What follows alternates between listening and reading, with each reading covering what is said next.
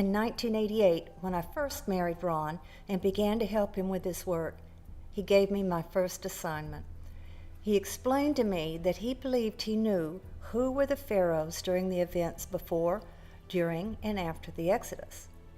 My job was to document his ideas with the information known from archaeologists and scholars.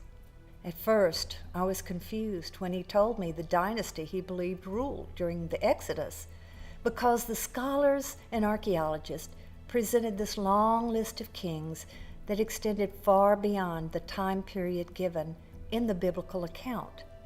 But then Ron told me something that changed everything. He explained that he believed many of the kings listed one right after the other were actually the same king in two different positions, both pharaohs, but one the emperor pharaoh and the other the co-regent pharaoh.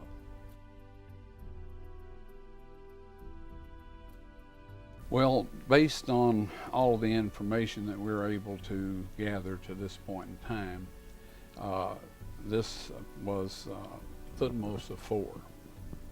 However, after you, shall we say, get a firm grasp on Egyptian history, you'll find out that this fellow had 8 titles altogether. And we won't go into all of them, but one of them was Amenhotep III, Thutmose IV, and then he had other names that went along with this. Perhaps the most exciting is to learn that the firstborn son of the pharaoh who died in the Red Sea was the young Tutankhamun, King Tut. Up until very recently, they have said they have no idea why he died. It seemed to be an insect bite on one of his cheeks, side of his face.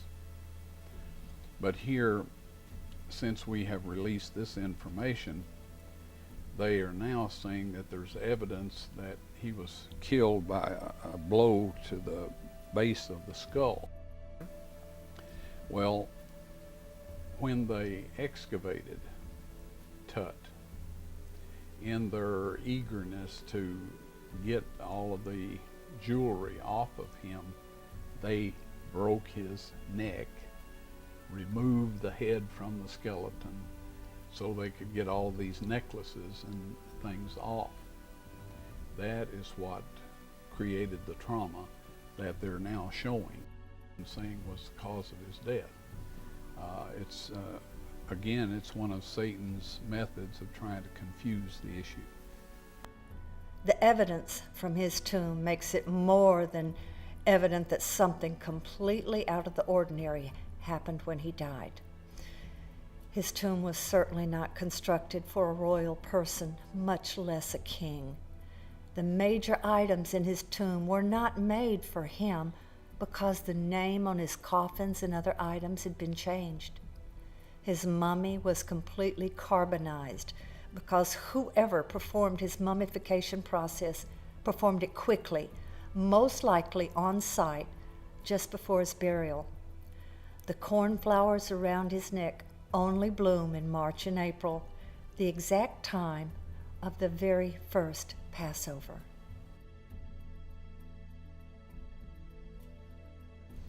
Battle for the Firstborn sheds new light on the biblical account and never contradicts anything in Scripture. It introduces you to the Pharaoh who enslaved the Israelites and why this happened. You will meet Pharaoh's daughter who rescued Moses and why she was not able to bring him to live in the palace until he was 12 years old. You'll learn of the amazing person in ancient Egyptian history who was Moses. We can tell from our research is that there was a person who had the name of Sinemut that fits all of the Bible information about Moses, his growing up and being, and especially since it wasn't often that the king had an unmarried daughter. Usually they were married off quite early in fact, usually as children. But we had a Pharaoh's daughter there by the name of Hatshepsut that apparently was not married or betrothed to anybody, and so we believe that it was this Sinemut. It didn't take long for me to discover that most, perhaps 95% of scholars, even biblical scholars, don't believe the Exodus was a real event. Of those that do, many of them believe it didn't occur as stated in the biblical account, but instead was a slow migration. The only pure data I could obtain came from original excavation records, because after that, the scholars presented their interpretations. As fact, interpretations of evidence never changed even when new data shed new light that needed to be examined.